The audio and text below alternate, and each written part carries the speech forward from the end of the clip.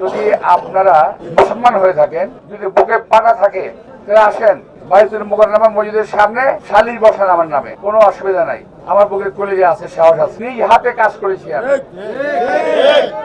এমন কাজ করেছি শুনলে আপনার আশ্চর্য লাগবে। অতিক্রম করে আজকের আমার এই অবস্থা।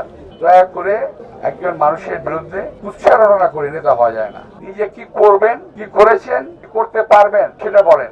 ঢাকার রাজনীতিতে আমি আজ থেকে না, ৭৭ সাল থেকে আমি আছি।